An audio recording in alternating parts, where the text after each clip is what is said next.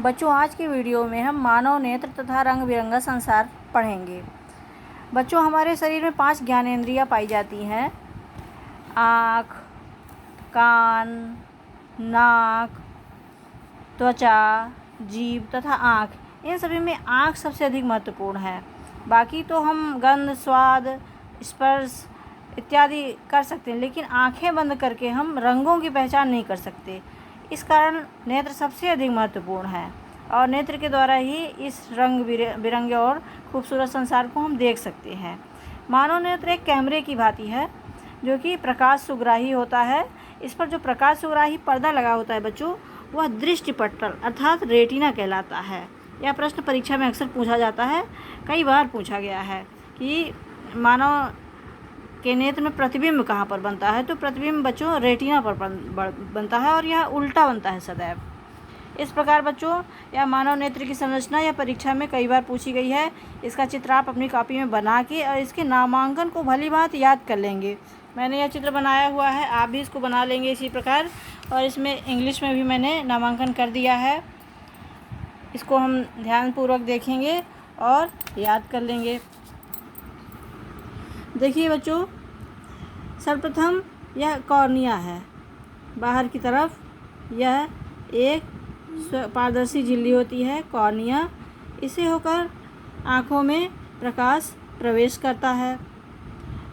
प्रकाश यहाँ से प्रवेश करने के पश्चात यदि अधिक मात्रा में है तो यह पुतली, जिसे प्यूपिल कहते हैं, यह परतारिका के सिकुड़ने के कारण अधिक मात्रा में प्रकाश होने पर यह फैलती है, मतलब इधर आ जाती है। और यदि प्रकाश कम मात्रा में है तो यह बाहर की ओर जाती है, जिससे अधिक प्रकाश प्रवेश करे। इस प्रकार यह पुतली और यह परतारिका मिलकर प्रकाश की मात्रा को समायोजित करती हैं ताकि प्रकाश की उचित मात्रा ही हमारे आँखों में प्रवेश करे। यहाँ यह लेंस है, क्रिस्टली लेंस लिखा हुआ है। यह उभयोत्तल लेंस है, अर्थात दोनों तरफ ये उभरा हुआ लेंस है और यह इसको समन्वित किया जा सकता है क्योंकि यह मांसपेशियों का बना होता है, अर्थात इस पर हम दबाव डालकर इसको थोड़ा मोटा या पतला कर सकते हैं। इस प्रकार नेत्र की यह लेंस की यह प्रवृत्ति इसकी समंजन क्षमता कहलाती है। अब इसे प्रकाश प्रवेश करता है और यहाँ रेटिना पर पड़ता है। रेटिना अर्थात दृष्टिपटल पर प्रतिबिंब सदैव उल्टा बनता है और यहाँ से ऑप्टिक नर्व्स अर्थात दृक तंत्रिकाओं को यह सूचना भेजी जाती है कि किसी वस्तु का प्रतिबिंब बना हुआ है और यह तंत्रिकाएं मस्तिष्क तक जाती हैं। मस्तिष्क उसको सदैव सीधा करके पढ़ता है। मानव नेत्र में यह कॉर्निया के बाद एक यहाँ द्रव भरा हुआ है साफ, जिसे एक्वस ह्यूमर या जल द्रव कहते हैं। और यहाँ भी एक द्रव भरा हुआ है जिसे विट्रस ह्यूमर या कांचा द्रव कहते हैं। इस प्रकार बच्चों यह मानव नेत्र की संरचना है। इसका चित्र आप बना लेंगे। यह पश्चमाभी पेशियाँ, सिलेरी पेशियाँ हैं जो कि मोटी या पतली हो सकती हैं। यह नेत्र लेंस पर दबाव डाल के इसको पतला या मोटा कर लेती हैं और यह नेत्र की समंजन क्षमता कहलाती है। इसीलिए हम लोग दूर की वस्तुओं को भी थोड़ा एडजस्ट करके देख लेते हैं और पास की वस्तु को भी थोड़ा एडजस्ट करके देख लेते हैं, किंतु हमारे स्पष्ट दृष्टि की न्यूनतम दूरी सदैव 25 सेंटीमीटर होती है। यह प्रश्न भी कई बार परीक्षा में पूछा जाता है। देखिए बच्चों, मैंने कुछ लाइनें लिखी हुई हैं। मानव नेत्र में दृष्टिपटल अर्थात रेटिना पर सदैव प्रतिबिंब बनता है। कॉर्निया या सूक्ष्ममंडल से होकर प्रकाश नेत्र में प्रवेश करता है। नेत्र गोलक लगभग गोलाकार होता है। समंजन क्षमता, यह प्रश्न भी पूछा जाता है, अर्थात यह नंबर 1 और ये चौथा समंजन क्षमता। अब नेत्र लेंस की वह क्षमता जिसके कारण वह अपनी फोकस दूरी को समायोजित कर लेता है, समंजन क्षमता कहलाती है।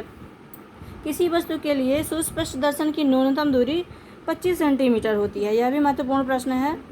अब बच्चों हम यह देखेंगे कि हमको और क्या क्या चीज़ें नोट करनी हैं। यहाँ तो वही सब लिखा है जो मैंने बताया है। रेटिना पर प्रकाश सुग्राही कोशिकाएं होती हैं और यह प्रतिबिंब को बनाती हैं। इससे विद्युत सिग्नल उत्पन्न होते हैं जो कि मस्तिष्क तक भेज दिए जाते हैं दृक् तंत्रिकाओं द्वारा, अर्थात ऑप्टिक नर्व द्वारा।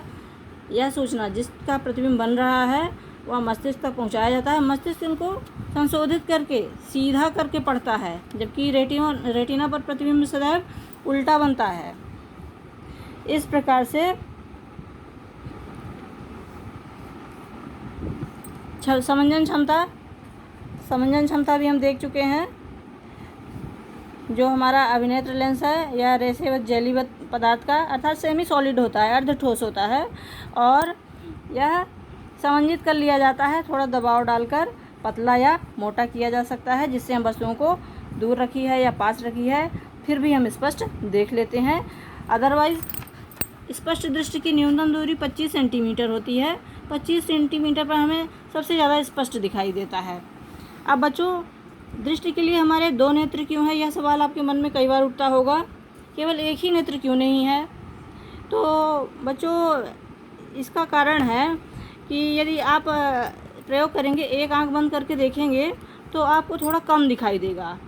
एक नेत्र से केवल 150 डिग्री तक दिखता है, जबकि दोनों नेत्र यदि हम खोल कर देखें तो 180 डिग्री सेल्सियस तक की दृष्टि हमारी विस्तृत हो जाती है और वस्तुएं अधिक स्पष्ट दिखाई देती हैं। एक नेत्र की अपेक्षा 2 नेत्र से वस्तुएं अधिक स्पष्ट दिखाई देती हैं। कई जीवों में नेत्र एकदम जैसे हमारा एकदम सामने दोनों नेत्र हैं उस तरह नहीं होते हैं, उनके थोड़ा पीछे या इधर उधर होते हैं ताकि वो शिकार कर सकें आसानी से और अपने शिकार को पकड़ सकें। हमारे नेत्र में त्रिविम चाक्षुषी अर्थात बच्चों, जैसे हम कोई वस्तु लेते हैं, अगर हम एक नेत्र से देखेंगे, जैसे ये पेंसिल बॉक्स है, तो हम इतना स्पष्ट नहीं देख पाएंगे एक नेत्र से देखेंगे, किंतु यदि हम 2 नेत्र से देखेंगे तो हमारी समझ में ये आ जाएगा कि इसमें मोटाई भी है, चौड़ाई भी है और लंबाई भी है। इसको त्रिविम कहते हैं। ऊंची कक्षाओं में आप त्रिविम के बारे में पढ़ेंगे। कागज़ का जो पृष्ठ होता है ये द्विविम होता है, जबकि अगर आप एक रजिस्टर लेते हैं तो उसमें मोटाई भी दिखेगी आपको इस प्रकार से और पीछे भी है। इसके आपकी समझ में आ जाएगा कि ये मोटा भी है और किस प्रकार की इसकी संरचना है। और इसी के लिए अर्थात त्रिविम संरचना देखने के लिए हमें ईश्वर ने 2 नेत्र दिए हैं। एक नेत्र से केवल द्विविम संरचना ही देखी जा सकती है। धन्यवाद। वीडियो को बच्चों लाइक और शेयर और सब्सक्राइब जरूर करें मेरे चैनल को। धन्यवाद।